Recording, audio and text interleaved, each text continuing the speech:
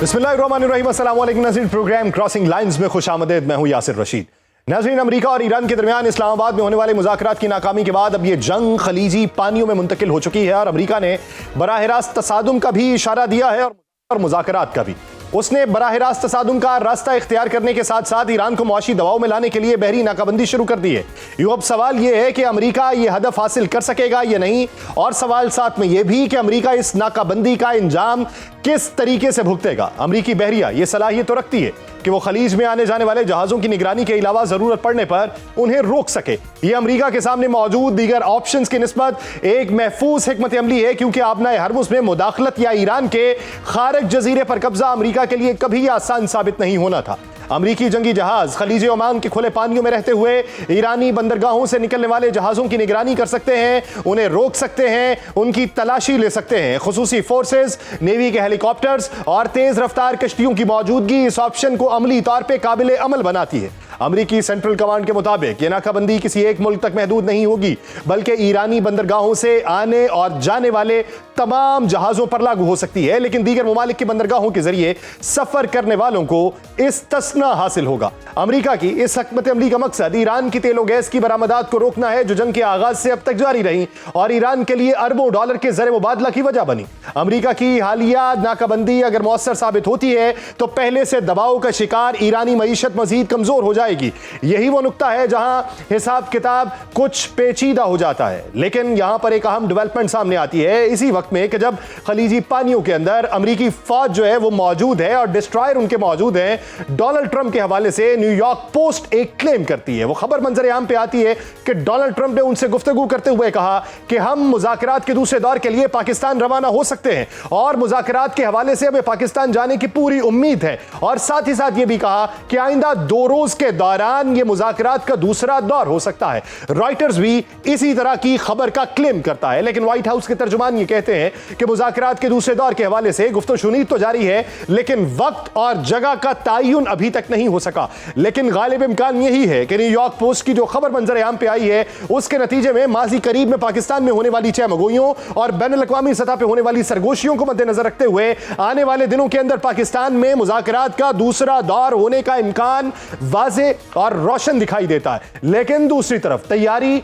दोनों की भरपूर जारी है कि अगर मुज़ाकरात का कोई और रास्ता निकलता है या मुज़ाकरात के दौरान एक दूसरे के ऊपर दबाव बरकरार रखा जा सके। ईरान ने हालिया महीनों में अमेरिका के मुसलसल दबाव और हमलों के बावजूद गैर मामूली मज़ाहमत दिखाई। इसलिए अब भी यह कहा जा रहा है कि ईरान इस नई सूरत हाल का सामना करने की भी भरपूर सलाहियत रखता है। इसके अलावा एक और अहम नुक्ता आलमी मंडियों में तेल की कीमतों में आने वाला उतार चढ़ाव भी है, जिसके बायस खलीजी रियासतें अमेरिका पर कशीदगी कम करने के लिए दबाव डाल सकती हैं और एक इलाकाई मसला आलमी मुआशी दबाव में तब्दील हो सकता है। यूं अमेरिका की जानिब से ईरानी बंदरगाहों की बहरी नाकाबंदी और उसके जवाब में ईरान की जानिब से आबनाए हरमुज के जरिए दबाव बढ़ाने की हिकमत अमली ने इस तनाज़े को नए मरहले में दाखिल कर दिया है।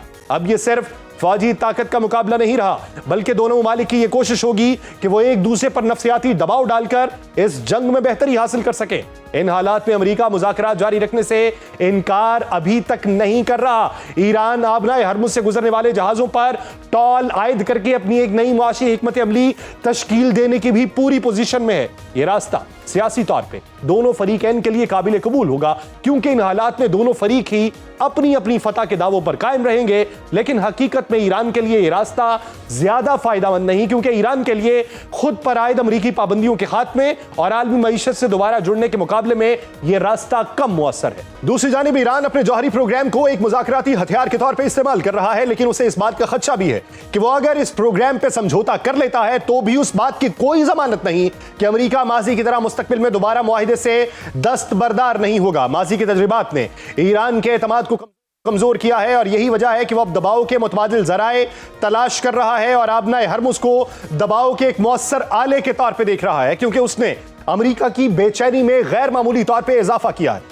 एदाद-ओ-शुमार से यह जाहिर होता है कि ईरान ने जंग के दिनों में यानी मार्च में तकरीबन 6 करोड़ बैरल तेल बरामद किया, लेकिन अप्रैल में ईरानी तेल की तरसील में वाज़े कमी आई। माहिरीन का कहना है कि मार्च के कार्गो दरअसल वो थे जो जंग से कबल लोड किए गए थे, जबकि अब नई लोडिंग तकरीबन रुक चुकी है। इसका मतलब यह है कि आने वाले हफ्तों में सप्लाई का बहरान मजीद शिद्दत इख्तियार कर सकता है। चुनांचे अमेरिका अब ईरान की बरामदात को महदूद करके उसे मुआशी तौर पर कमजोर करना चाहता है और यह मकसद हासिल करने के लिए बहरी नाकाबंदी को एक मुअस्सर जरिया समझा जा रहा है। दिलचस्प बात यह है कि इस नाकाबंदी ने अमेरिका को ऐसी पोजीशन में ला खड़ा किया जहां तवानाई की कीमतों में इजाफे और मुमकिन किल्लत का सियासी बोझ खुद अमेरिका को बर्दाश्त करना पड़ेगा। यानी जो दबाव ईरान पर डालने की कोशिश की जा रही है वो किसी हद तक अमेरिका के लिए भी मुश्किलात पैदा कर सकता है। इस पूरी सूरत हाल में चीन का किरदार गैर मामूली अहमियत इख्तियार कर चुका है।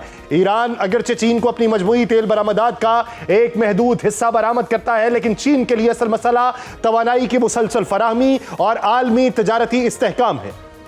आबनाए हरमुज की बंदिश या अदम इस्तेहकाम चीन की मईशत के लिए एक बड़ा खतरा बन सकता है, क्योंकि उसकी बरामदी मईशत आलमी मंडियों के इस्तेहकाम पर मुनहसिर है। इसलिए चीन इस तनाज़े में खुलकर किसी एक फरीक का साथ देने की बजाय कशीदगी कम करने पर जोर दे रहा है। उसने अमरीकी नाकाबंदी को खतरनाक और गैर जिम्मेदाराना करार दिया और खबरदार किया कि इससे जंगबंदी को नुकसान पहुंच सकता है। लेकिन चीन अपनी देरीना पॉलिसी के तहत बराह रास्त मुदाखलत से गुरेजा है और किसी किस्म की सिक्योरिटी जमानत देने पर भी तैयार नहीं है। यूरोपीय मुमालिक भी मोहतात रवैया इख्तियार किए हुए। बरतानिया ने वाजे किया है कि वो नाकाबंदी में शामिल नहीं होगा, लेकिन साथ ही अपना यह मुतालिबा भी दोहराया कि आबनाए हरमुज से जहाजों की आजादाना आमदोरफ्त बरकरार रहनी चाहिए। यह मौक़िफ़ दरअसल आलमी मईशत के मफादात को जाहिर करता है, क्योंकि इस गुजरगाह में किसी भी किस्म की रुकावट का असर बराह रास्त यूरोप तक महसूस किया जाएगा। बैनुल-अक़वामी क़वानीन के तहत भी किसी भी मुल्क को इस नौइयत की आलमी आबी गुजरगाह को बंद करने का हक हासिल नहीं, चाहे वो अमेरिका हो या फिर ईरान। अक़वाम मुत्तहिदा की जानिब से अमेरिका की नाकाबंदी करने के फैसले पर तनकीद की बुनियादी वजह भी यही है। दूसरी जानिब ईरान हालिया जंग से होने वाले नुकसानात का हर्जाना हासिल करने के लिए मुतहर्रिक हो चुका है। ईरानी हुकूमत की तर्जुमान फातिमा मुहाजिरानी के मुताबिक अमेरिका और इजराइल की जानिब से ईरान पर किए गए हमलों के नतीजे में मुल्क को तकरीबन 270 अरब डॉलर्स का नुकसान हुआ। यह तखमीना बराह रास्त और बिल वास्ता तौर पर पहुंचने वाले मजमूई नुकसान का है। ईरान इस नुकसान का मुआवजा ना सिर्फ अमेरिका बल्कि खलीजी मुमालिक से भी तलब कर रहा है, जिनमें कतर, कुवैत, सऊदी अरब और दीगर खलीजी रियासतें शामिल हैं। यह मुतालिबा मुज़ाकराती अमल में एक इजाफी दबाव के तौर पर सामने आया है, जिससे एक बार फिर यह वाज़ेह हुआ कि ईरान सिर्फ दिफाई पोजीशन में नहीं बल्कि जारहाना सिफारती हिकमत अमली भी अपना रहा है।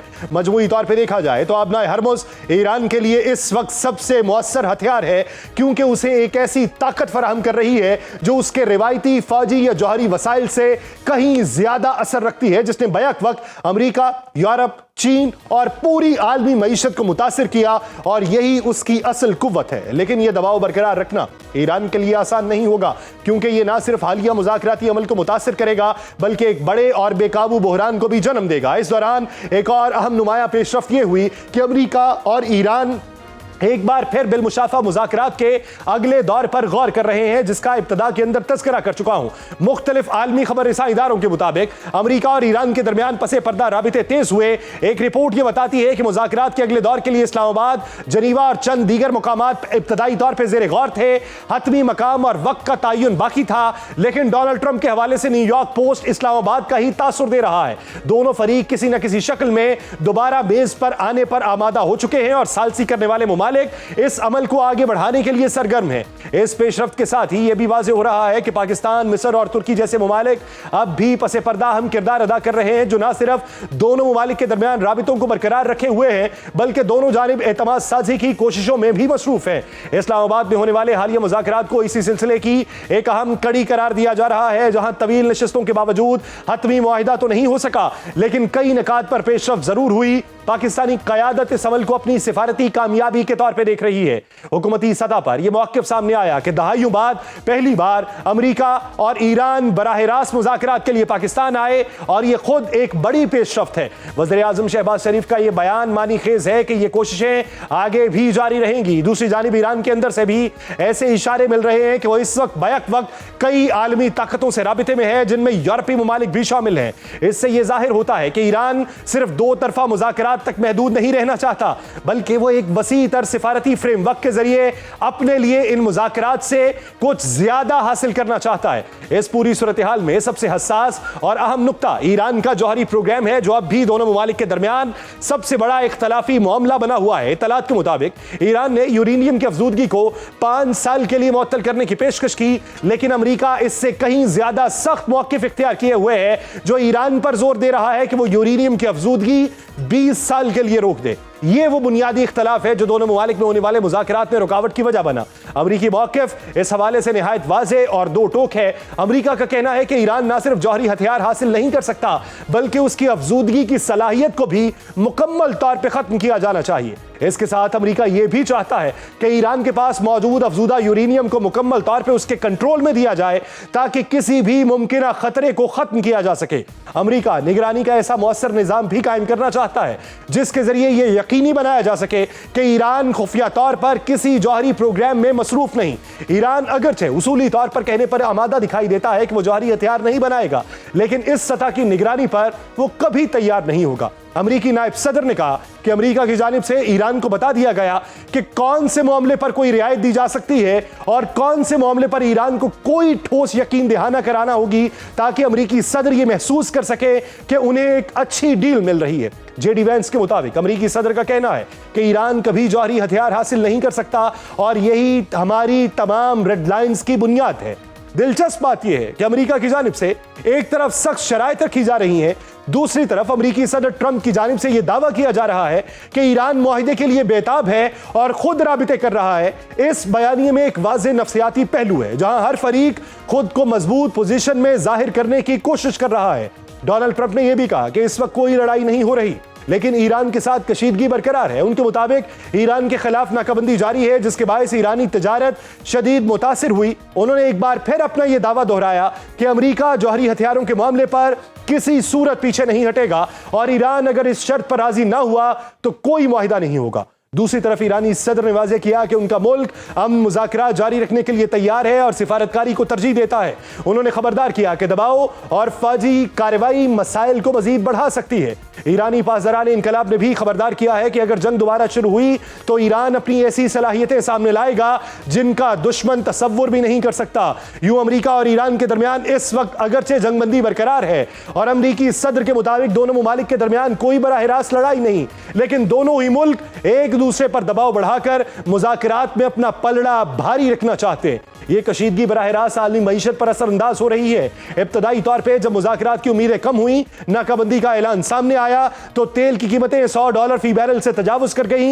लेकिन अब जब दोबारा मुज़ाकरात की खबरें सामने आ रही हैं, तो कीमतों में कुछ कमी देखी गई है। इससे जाहिर होता है कि तनाज़ा आलमी मंडियों पर किस तरह असरअंदाज हो रहा है। खत्ते और दुनिया की बड़ी ताकतें भी इस सूरत हाल पे गहरी नजर रखे हुए हैं। अक़वाम मुत्तहिदा के सेक्रेटरी जनरल ने कहा कि इस तनाज़े का कोई फौजी हल मौजूद नहीं और तमाम फरीकों को मुज़ाकरात की तरफ वापस आना होगा। उन्होंने दोनों ममालिक से जंग बंदी बरकरार रखने का मुतालिबा किया। रूस के वज़ीर ख़ारजा सरगई लावरोफ ने कहा कि रूस ने ईरान से कहा है कि मुज़ाकरात का सिलसिला जारी रखना और ऐसे हल तलाश करना ज़रूरी है जिससे तनाज़े की जड़ को सिरे से ख़त्म किया जा सके और खित्ते में तवीलुल मुद्दती इस्तेहकाम हो। ईरान के बारे में यह तासुर सामने आ रहा है कि वो तवील दबाव बर्दाश्त करने की सलाहियत रखता है और मुमकिन है कि वो वक्ती मुश्किलात के बावजूद किसी बड़े स्ट्रेटेजिक फायदे के इंतजार में हो। दूसरी तरफ अमेरिका ये समझता है कि मुआशी दबाव और आलमी तन्हाई ईरान को बिलाखिर झुकने पर मजबूर कर देगी। मुज़ाकरात की बहाली की खबरें यकीनन एक मुस्बत इशारा है, लेकिन असल सवाल अब भी यही है कि क्या दोनों फरीक अपनी बुनियादी पोजीशंस में लचक दिखाने के लिए तैयार हैं या नहीं, क्योंकि अमेरिका में जंग नुमाया तौर पे गैर मकबूल है, जबकि इजराइल में भी इसे अवामी पजीराई हासिल नहीं। एक हालिया सर्वे के मुताबिक इजरायली अवाम की अक्सरियत इस जंग से थक चुकी, जबकि आलमी सतह पर भी इजराइल के खिलाफ रद्द अमल हर गुजरते दिन के साथ बढ़ता चला जा रहा है। इटली ने इजराइल के साथ अपना दिफाई मुआहिदा खत्म करने का ऐलान किया। इन हालात में इजरायली वजीर आजम की हठधर्मी अमेरिका और ईरान दोनों को एक ऐसी जंग में धकेल सकती है जिसका शायद कोई इख्तिताम ना हो। अमेरिकी क़यादत अब जरूर इस दलदल से निकलना चाहती है, लेकिन उसके लिए जरूरी है कि मुज़ाकराती अमल जारी रहे, क्योंकि दूसरी सूरत में दुनिया एक तवील और गैर यकीनी तसादुम की जानिब है। इसी बारे में बात की जाएगी, लेकिन एक शॉर्ट ब्रेक के बाद कहीं नहीं जाएगा। Stay with us. ब्रेक के बाद खुशामदीद नाज़रीन। डोनाल्ड ट्रंप की मौजूदा जो स्टेटमेंट है वो और बैनुल अक़वामी हलकों में इस वक्त मचने वाली जो हलचल है, इसी मंजरनामे में बात करेंगे। हमें ज्वाइन किया है अक़वाम मुत्तहिदा में पाकिस्तान के मुस्तकिल मंदूब रह चुके मुनीर अकरम साहब ने। मुनीर साहब, बहुत शुक्रिया आपके वक्त का। सर, मौजूदा जो स्टेटमेंट है न्यूयॉर्क पोस्ट की, फिर उसके बाद रॉयटर्स की खबर, फिर वाइट हाउस के तर्जुमान का ये कहना कि बातचीत जारी है, जगह का और वक्त का तयन हो रहा है, लेकिन इससे पहले साइन ये आ चुके हैं कि इस्लामाबाद में अगले 2 से 3 रोज में मुज़ाकरात का दूसरा दौर जो है वो हो सकता है।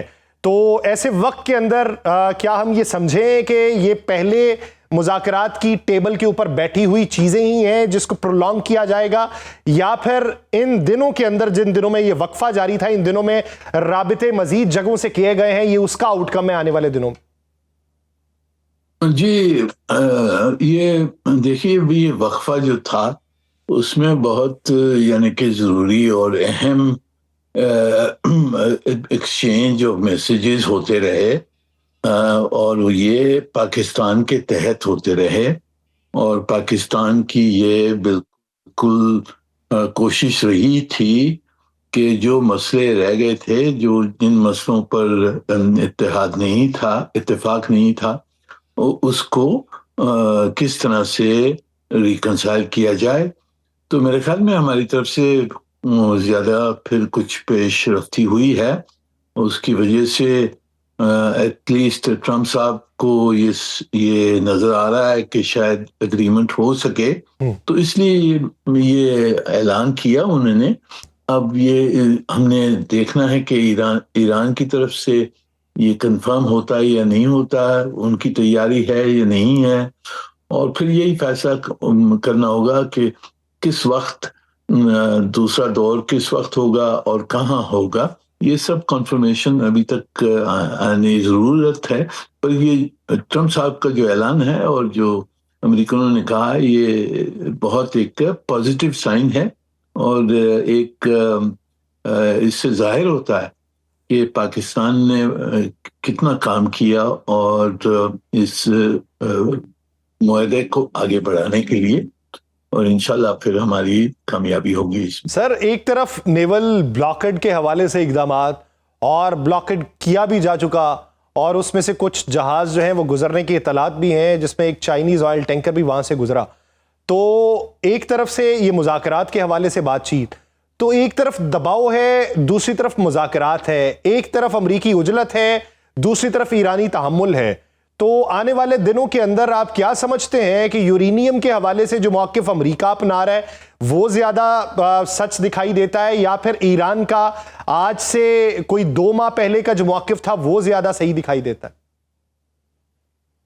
देखें, अब फिलहाल तो हम सब एक स्पेकुलेशन कर रहे हैं कि पोजीशंस क्या थी। जो जाहिर हुआ है, जो अमेरिकन सोर्सेज ने जो बताया है कि वो चाहते थे कि ईरान की इनरिचमेंट 20 साल के लिए सस्पेंड हो जाए, ज़ीरो इनरिचमेंट हो 20 साल के लिए, और ईरान ने पहले रेजिस्ट किया, फिर उसके बाद में ये कहा कि जी हम 5 साल की सस्पेंशन को तैयार हैं। ये अगर ये सही है तो इसमें इसके 2 जो पोजीशंस हैं, इसके बीच में दरमियानी कुछ कॉम्प्रोमाइज निकल सकता है, जाहिर है। तो हमारी शायद कोशिश यही रही है कि कॉम्प्रोमाइज निकल आए, और अगर कोई कॉम्प्रोमाइज के ऊपर वो मान जाती हैं दोनों पार्टीज, तो फिर मेरे ख्याल में मुआहदा होने का इम्कान बहुत अच्छा रहता है। अच्छा सर, इसके ऊपर आप क्या राय रखते हैं कि एक तरफ केयर स्टार्मर ये कहें कि 40 जो ममालिक हैं हमारे हम ख्याल, उनका हम एक समिट बुलाने जा रहे हैं, अमेरिका ने ये जो इकदाम उठाया था, इस ज़मन के अंदर हम उनसे राय लेंगे और अपना फैसला सुनाएंगे, तो क्या एक नया ब्लॉक ऐसी सूरत हाल में तश्कील पा सकता है, या फिर आप ये समझते हैं कि मौजूदा सूरत हाल में जब इतना केओस हो, जब इतना अनरेस्ट हो, तो फिर हर मुल्क जो है अपना एक बयान देता है, और जब खतरे के बादल छटते हैं तब ये धूल की तरह बयानात भी बैठ जाते हैं? जी सही है। अब हर मुल्क अपनी नेशनल इंटरेस्ट देख रहा है, तो अब इसमें इम्कान है कि कुछ ऐसे ग्रुपिंग्स बन जाएं, जो इंटरेस्ट ग्रुपिंग्स जिसे कहते हैं, पर अब तक जाहिर नहीं है। अगर मुआहदा हो जाता है तो फिर ये ग्रुपिंग्स की जरूरत नहीं होगी।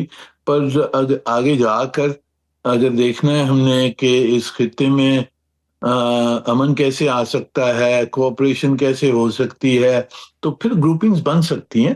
अब जो एक ग्रुपिंग जो पाकिस्तान ने इनिशिएट की है, जिसमें तुर्की, इजिप्ट, सऊदी अरेबिया और पाकिस्तान है, ये भी एक अहम ग्रुपिंग है इस खित्ते में। तो आगे देखना होगा कि किस तरह से आगे जो इस खित्ते में कोऑपरेशन कैसे होती है, सिक्योरिटी कोऑपरेशन है, इकोनॉमिक कोऑपरेशन है, इसके बहुत सारे मुख्तलिफ मॉडल्स हो सकते हैं। वो आगे जाके देखना होगा हमें। अच्छा सर, इसराइल के हवाले से आप क्या राय रखते हैं? क्या इसराइल को डालने की पोजीशन में अमेरिका इस वक्त मौजूद है?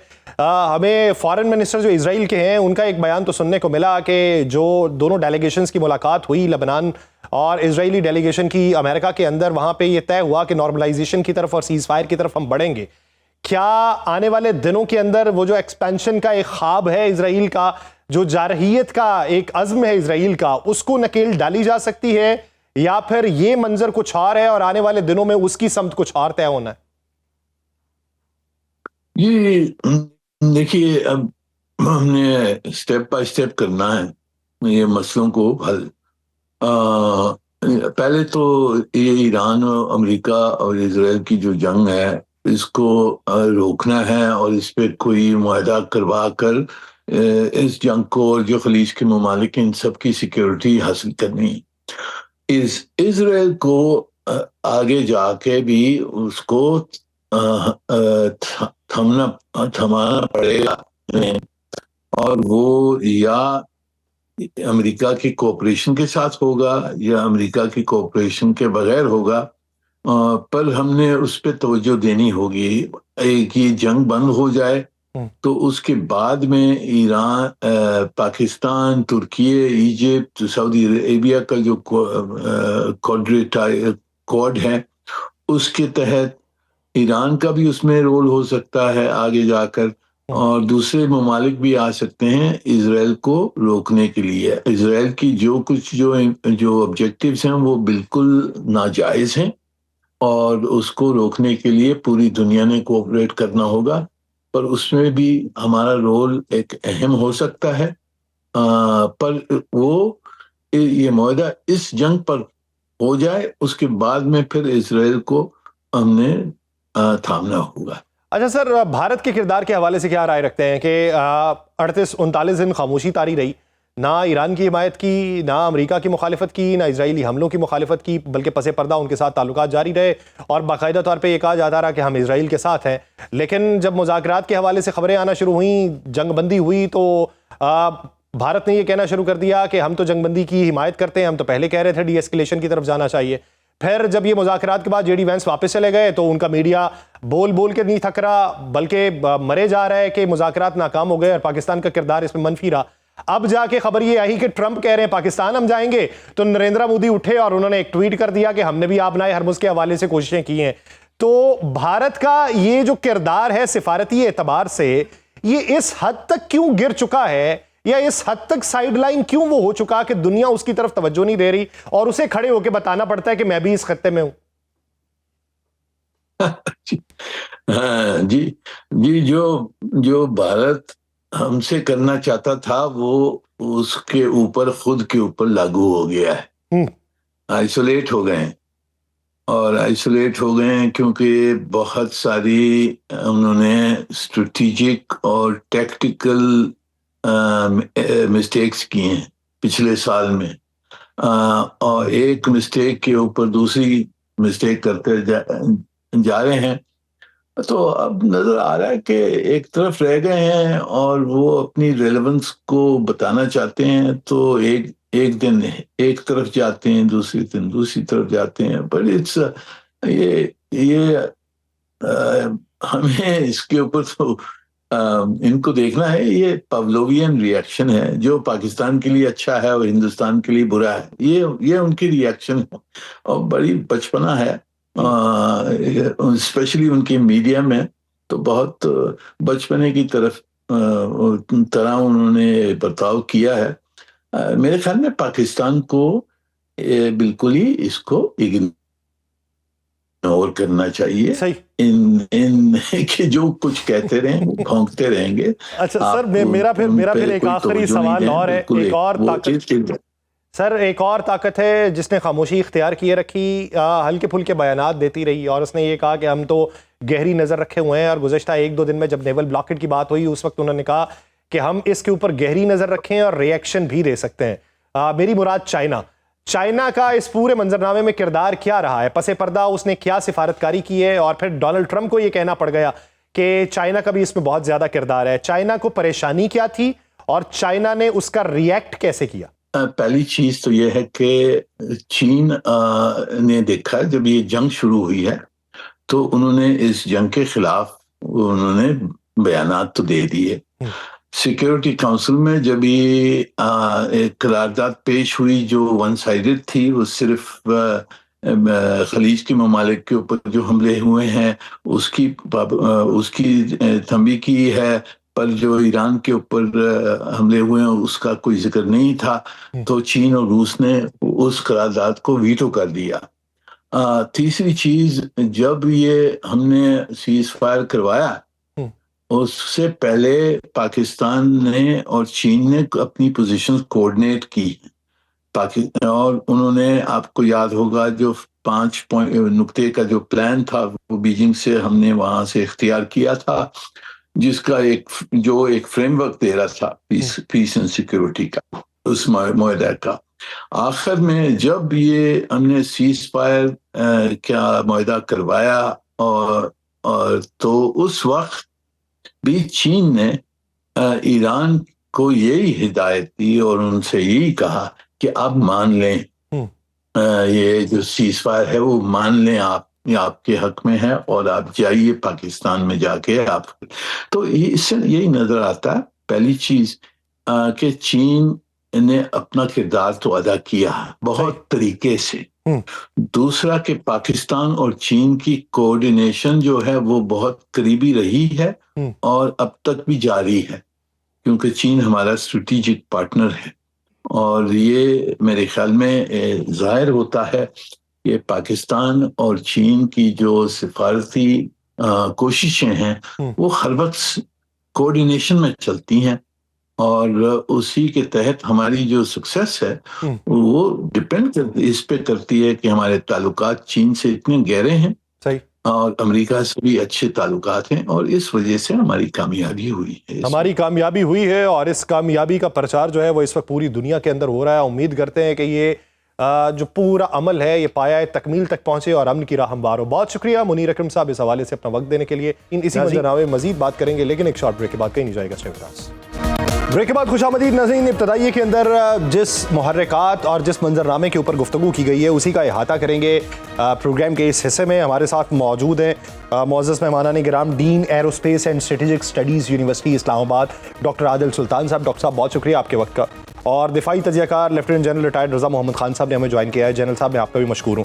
जनरल साहब आपकी तरफ आता हूँ। इस वक्त मौजूदा सूरत हाल अगर देखी जाए, एक तरफ अमेरिका जो है वो प्रेशर बढ़ा रहा है आबनाए हरमुज़ में, वो कहता है बारूदी सुरंगें उखाड़ फेंकूंगा, डिस्ट्रॉयर वहां पे तैनात किए गए हैं। लेकिन दूसरी तरफ ईरान भी मुकम्मल तैयारी के अंदर है और तीसरी तरफ मंजरनामा जो है एक तवक्कुफ का है कि यहाँ पे जो मुज़ाकरात हुए थे आने वाले दिनों में उसका दूसरा राउंड भी इस्लामाबाद के अंदर हो सकता है। तो ये जो तवक्कुफ है ये किसी बड़े तूफान का पेश खैमा है या ये तवक्कुफ जो है इससे सिर्फ अच्छे की ही उम्मीद लगाई जा सकती है? जी बिस्मिल्लाहिर्रहमानिर्रहीम। देखें, पहले मैं जिक्र करना चाहूँगा स्ट्रेट्स ऑफ हॉर्मुज़ का। इसमें ज़रूरी है कि आपके सामीन को मैं बताऊं कि यहाँ पे जो बैनुल-अक़वामी क़वानीन समंदरी रास्तों के बारे में क्या है, इसमें एक United Nations convention on the law of sea 1982 मौजूद है, जिसके मुताबिक जो है हर मुल्क को अपने साहिल के साथ साथ 22 किलोमीटर के इलाके में उसके दिफा का हक हासिल है। ये इस तरह है जिस तरह ज़मीनी बॉर्डर के ऊपर जो है आपका मुकम्मल हक होता है। ठीक। लेकिन इसमें एक चीज़ मुख्तलिफ है, वो ये है कि इस पे जो गैर मुल्की जहाज हैं उनको एक नाम दिया गया है इनोसेंट पैसेज। इनोसेंट पैसेज का राइट होता है, इसका मतलब है कि वो आराम से सिर्फ गुजर सकते हैं, बहुत आहिस्ता नहीं गुजरेंगे, जल्द से जल्द गुजरने की कोशिश करेंगे। और अगर उनके इरादे जो है वो कोस्टल मुल्क के जो है सिक्योरिटी के खिलाफ हो, तो जो कोस्टल मुल्क है उसके ऊपर वो कुछ हद तक पाबंदियां भी लगा सकता है। ठीक। तो ईरान जो स्टेट ऑफ हुर्मुज़ है वहां पे ये कर रहा है। आपको मालूम होना चाहिए कि स्टेट ऑफ हुर्मुज़ की जो टोटल चौड़ाई है वो 34 किलोमीटर है, और जिसका ईरान का 17 किलोमीटर के ऊपर हक है, और ज्यादातर जहाज जो गुजरते हैं वो इस 17 किलोमीटर में गुजरते हैं। बाकी जो 17 किलोमीटर है वो ओमान के पास है।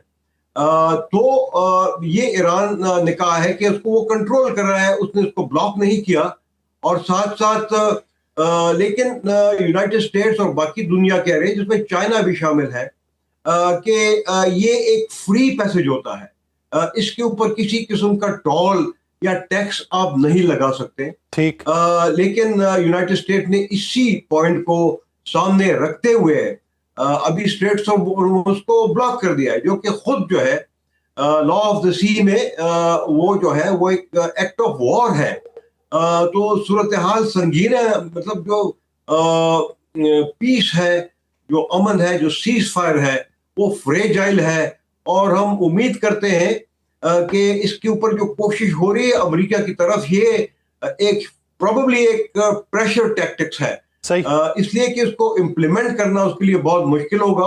अमेरिका के लिए भी इस पे इम्प्लीमेंट करना मुश्किल होगा, क्योंकि इसमें चाइनीज जहाज भी गुजर के आएंगे, रशिया के भी आएंगे, दुनिया के दीगर जो यूरोपियन कंट्रीज हैं उनके भी जो मिल्कियत के अंदर जहाज हैं वो भी यहाँ से गुजरेंगे, तो मुश्किल हो जाएगा अमेरिका के लिए। डॉक्टर साहब, सर एक तो आपको वेलकम करते हैं कि पहली बार आपने हमारे प्रोग्राम को ज्वाइन किया। मौजूदा सूरत हाल जो है इस पे अगर ओमान वाली सूरत हाल देखें तो वो वाला एरिया तो ब्लॉक किया हुआ है ईरान ने, और ईरान ने ये कहा है कि वहां पे बारूदी सुरंगें और हमारे वाले एरिया पे हम बताएंगे कि गुजरना कहां से है। अब अगर ऐसी सूरत हाल में अमेरिका वाकई ये नेवल नाकाबंदी कर देता है और इसको प्रोलॉन्ग करता है और ये मुज़ाकरात का आउटकम नहीं निकलता लेकिन सीज फायर बरकरार रहता है, तो फिर दुनिया इसके कॉन्सिक्वेंसेस क्या भुगतेगी?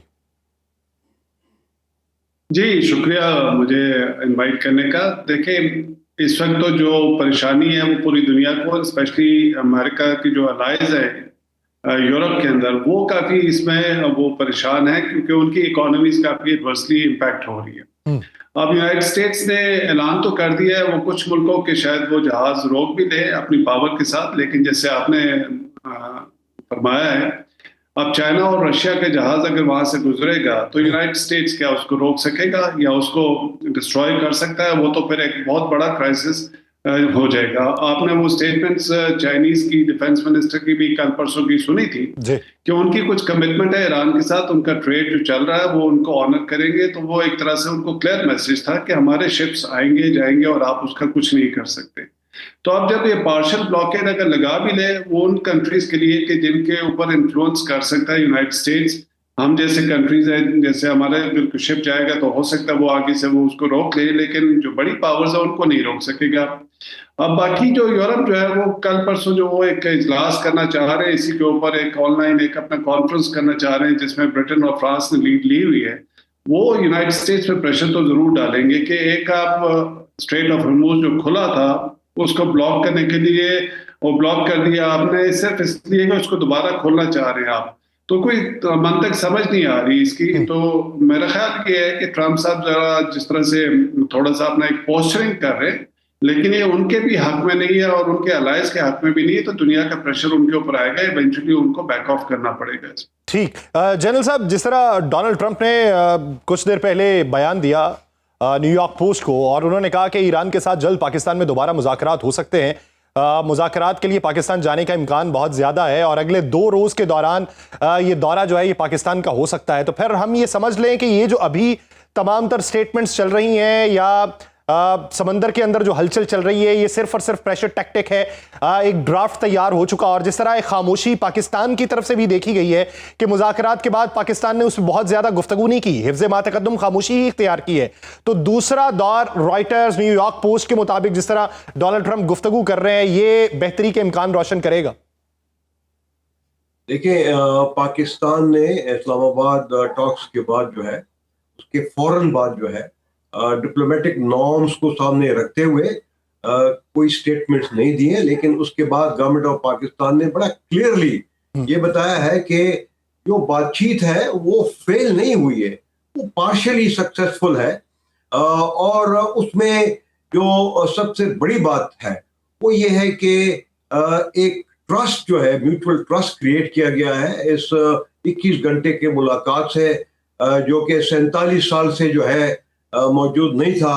उसके साथ एक कॉन्फिडेंस बिल्डिंग मेजर पाकिस्तान ने क्रिएट किया है दोनों फरीकैन के दरमियान, और एक सेफ और सिक्योर न्यूट्रल एनवायरनमेंट में पाकिस्तान ने ऐसा किया है। और दोनों साइड अब जो है पाकिस्तान के इस कोशिश से मुतमईन है। चीन ने, बाकी सारी दुनिया ने इस पाकिस्तान की इस कोशिश की हिमायत की है, यूएन सेक्रेटरी जनरल ने भी इसकी हिमायत की है, और ये जो डायलॉग है ये ऑन गोइंग है, और उम्मीद करना चाहिए कि जहां पे भी ये इसका नेक्स्ट फेज हो, चाहे पाकिस्तान में हो चाहे किसी और मुल्क में हो, और जिस लेवल पे भी हो, चाहे वो स्टाफ लेवल के ऊपर हो या हायर लेवल के ऊपर हो, या चाहे फेजेस में हो या यकमुश्त हो, उसको कामयाबी मैं समझता हूं कि मिलेगी, इसलिए कि वो डिप्लोमेटिक स्पेस जो है वो पाकिस्तान ने इस बातचीत की सक्सेस के लिए क्रिएट कर ली है।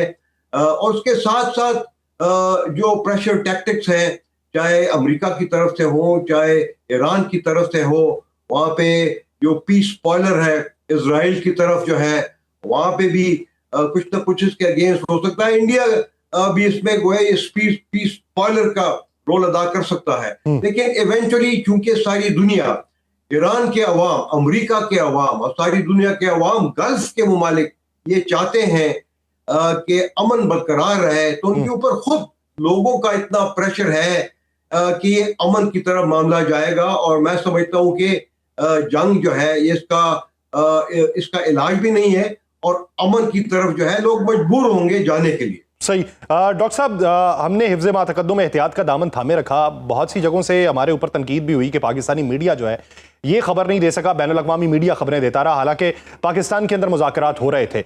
बेशुमार वजूहात के बायस हम अंदरूनी बातें जो हैं वो बरसरे आम नहीं ला सके, लेकिन अभी मौजूदा सूरत हाल में जब रॉयटर्स भी क्लेम कर रहा है, न्यूयॉर्क पोस्ट डोनाल्ड ट्रंप के हवाले से क्लेम कर रहा है कि पाकिस्तान के अंदर दौर हो सकता है, तो व्हाइट हाउस के तर्जुमान ये कहते हैं कि अगले दौर के हवाले से मुशावरत तो जारी है, लेकिन जगह और वक्त का तयन नहीं हो सका। आप क्या समझते हैं कि वो 5 साल की एक तरफ से बात कि 5 साल जो है यूरेनियम अफजूदा नहीं करेंगे, 20 साल की एक तरफ से डिमांड, फिर तीसरी जगह उसकी मुंतकली, क्या ये मुमकिनात में से है कि ईरान बैकफुट पे चला जाए, या फिर ईरान पहले से ही बैकफुट पे है और अमेरिका अपनी फेस सेविंग के लिए एक और बयानिया बना रहा है? जी, ये आपने जो आखिर में बात की है, यूएस पे इस वक्त ऑफ रैम्प चाहिए, उनकी फेस सेविंग इसमें चाहिए कि वो किसी तरह का मुआहदा करें, वरना तो अगर आप देखें तो JCPOA जो 2015 में यूनाइटेड स्टेट्स और ईरान के दरमियान हुआ था, तो उसके अंदर जो एग्रीमेंट्स हुए थे कि ईरान 3.67% तक एनरिच कर सकेगा और 300 kg तक अपना यूरेनियम जो है वो रख सकता है, उससे ज्यादा नहीं रखेगा। तो अभी तो वो जो बात कर रहे हैं वो ईरान तो बड़ी स्ट्रॉन्ग पोजीशन पे है, और सबसे बड़ी बात जो है ना इस वक्त डिस्ट्रस्ट है जो ईरानियंस के अंदर है कि हम पहले भी JCPOA किया, 2018 में ट्रंप साहब ने उसको टर्मिनेट कर दिया, उसके बाद फिर निगोशिएशन हुई, फिर लास्ट ईयर उन्होंने उनकी न्यूक्लियर फैसिलिटीज पे बॉम्बिंग कर दी, और फिर जब ये फरवरी 28 का अभी जो रीसेंट कॉन्फ्लिक्ट शुरू हुआ था, वॉर शुरू हुई थी, तो उससे एक दिन पहले ओमानी जो फॉरेन मिनिस्टर थे उन्होंने जो स्टेटमेंट दी थी कि ईरान ने जो एग्री की है, कंसेशंस दिए न्यूक्लियर प्रोग्राम पे, वो इससे पहले कभी इतने ज्यादा नहीं दिए थे। तो इतनी जब अच्छी डील उनको यूनाइटेड स्टेट्स को मिल रही थी, तो उन्होंने उस वक्त भी अटैक करना मुनासिब समझा रादर देन नेगोशिएट। तो अभी ट्रंप साहब शायद अपना ऑफ रैम्प लेके एस्केप तो वो कर रहे हैं, लेकिन हमें ये भी समझना है कि ईरान का न्यूक्लियर प्रोग्राम मेजर इशू नहीं है, क्योंकि ये एक जब जेडी वांस साहब ने आखिरी जब प्रेशर किया यहाँ से जाते हुए, उन्होंने कहा था कि हमें विल नहीं लग रही कि ईरान की कि विल है कि वो न्यूक्लियर एनरिचमेंट को परमानेंट खत्म करना चाहते हैं। अब विल जो है बड़ी सब्जेक्टिव टर्म है, सही, क्योंकि तो आईएईए ने, इंटरनेशनल एटॉमिक एनर्जी एजेंसी ने वो उसको वैलिडेट करना है कि ईरान बॉम्ब बना रहा है नहीं बना रहा, तो उन्होंने कहा था कि ईरान बॉम्ब नहीं बना रहा। तो अगर 1992 से जब नेतन्याहू साहब ने ये न्यूक्लियर इशू का शोशा छोड़ा था ईरान के ऊपर, उससे अगर आप सारा ट्रेजेक्टरी देखें तो न्यूक्लियर प्रोग्राम उनके लिए ये एक तरह से एक्सक्यूज है कि ईरान के ऊपर प्रेशर रखे और जब भी मौका मिले उनके साथ कोई मिलिट्री कॉन्फ्लिक्ट करें ताकि ये रीजन टर्मोइल में रहे। तो अभी हो सकता है ट्रम्प साहब कुछ थोड़े अरसे के लिए कुछ इस तरह का एग्रीमेंट ले ले, लेकिन अगर वो 15 साल पे हो भी गए तो एक तरह से उनके लिए सुबकी का ये है कि क्योंकि वो ओबामा साहब को क्रिटिसाइज करते रहे थे कि JCPOA जो है 15 साल के लिए ईरान को कर रहा था तो वो तो गुड इनफ नहीं था, तो उन्होंने इतना क्रिटिसिज्म किया था अपने इलेक्शंस के ऊपर। तो अभी फिर वो 15 साल अगर वो लेंगे तो वो उस एग्रीमेंट से कितना बेहतर होगा, बल्कि वो कमजोर ही होगा। तो ये एक पॉलिटिक्स है, इस वक्त उनको काफी परेशानी है। ट्रम्प साहब को सारे अपने अलाइज भी प्रेशराइज कर रहे हैं, उनके डोमेस्टिक वहां से भी प्रेशराइज किया जा रहा है उसके ऊपर।